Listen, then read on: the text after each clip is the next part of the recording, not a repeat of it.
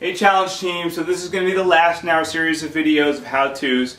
We're just going to work on how to use resistance bands. A lot of you may not have used them before or haven't used them in a while, so we're just really quick, easy technique.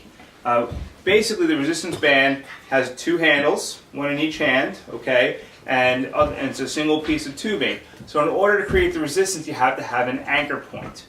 Okay, so we're going to show you how to do that. So basically you step in the middle of the band, okay, when you want to use both your arms. And for example, if you're going to do bicep curls, you're going to have both your have the band like that and have both your arms come up at the same time.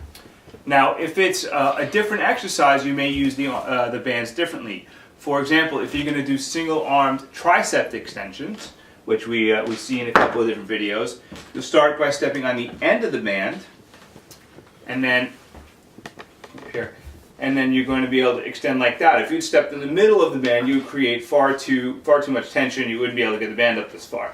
So depending on what exercise you're going to do, you may want to leave your step in the middle or towards the end. Finally, there may be some exercises where you want a lot of tension in there.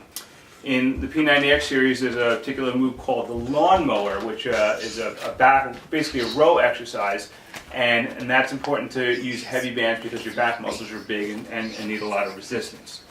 So the way that you do that is that you step on the edge of the band, and here you can see there's a very small amount of area between the band and your foot, and you can generate a lot of power over a very small distance. If you want to generate even more power or more resistance, step closer to the band and it becomes much harder. If it's too hard, step back and then you'll have a little less resistance, okay? So you can vary the amount of resistance with a single band.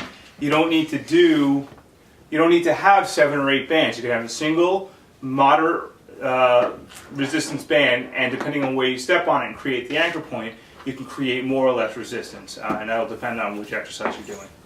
I hope you found that helpful, and that this ends our series on technique. If you guys have any questions, just give me a shout, and I can certainly go over anything you don't understand. Thanks.